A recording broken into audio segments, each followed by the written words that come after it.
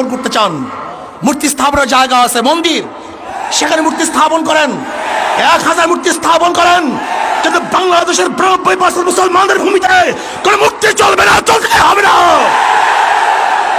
রক্ত দিতে চাই না, যদি দেয়া শুরু করি বন্ধ করব না। রক্ত দিতে চাই না, দেয়া শুরু করলে রক্ত বন্ধ হয় না। মুসলমানের রক্ত কেউ বন্ধ করতে পারে নাই। আমরা সেই খালিদ বিন ওয়ালিদের উত্তরসূরি, আমরা আবু বকরের উত্তরসূরি, আমরা ওমরের উত্তরসূরি, আমরা আলীর উত্তরসূরি, আমরা বদর হাতিয়ার, আমরা খান্দকের হাতিয়ার, আমরা উহুদের হাতিয়ার। আমরা জাগ্রত হলে আবু জাহেলকে গোটা দুনিয়া থেকে বিদায় না দেওয়া পর্যন্ত মাঠ ছাড়ার প্লেয়ার আমরা নই।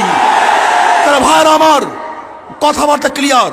আমি প্রশাসনকে অনুরোধ করব, রক্ত দিতে চাই না, মারামারি করতে চাই না, বিচ্ছেদ করতে চাই না, বিভেদ করতে চাই না। শুধু চাই শেখ সাহেবের রুহের মাগফিরাতের জন্য এমন এক ব্যবস্থা করা হোক, সুন্দর একটা কাজ করা হোক, কিয়ামত পর্যন্ত মানুষ তার জন্য দোয়া করবে।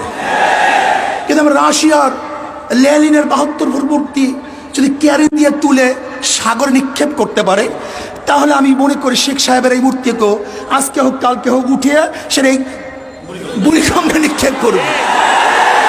তখন লজ্জিত হবেন, অপমানিত হবেন। আমরা শেখ সাহেবকে অপমান করতে চাই না, তাকে লজ্জিত করতে চাই না। তার মাথার মধ্যে পাখিতে কাকে পায়খানা করবে তা আমরা দেখতে চাই না।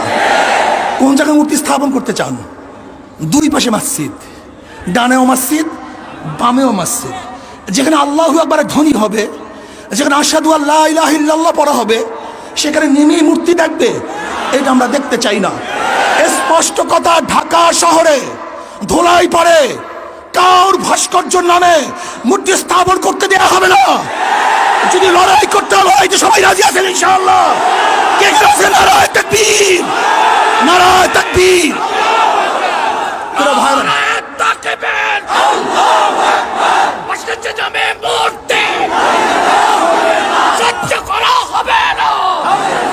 যদি আপনি বন্ধ করেন, কোনো কর্মসূচি থাকবে না। এই পর্যন্ত আমাদের কর্মসূচি। আপনার কাজের উপরে ভবিষ্যৎ কর্মসূচি নির্বাচন করবে, নির্ধারিত হবে। যদি মূর্তি স্থাপন করার চেষ্টা করেন, এমন ঢেউ দেওয়া হবে। এইটা তো মাত্র 1 নম্বর সিগন্যাল, 2 নম্বর বাকি হয়ে গেছে, 10 নম্বর বাকি। মহাবিপর্যয় কথা বাকি আছে। এমন টর্নেডো সৃষ্টি হবে, ভেঙে তছনছ হয়ে যাবে ইনশাআল্লাহ।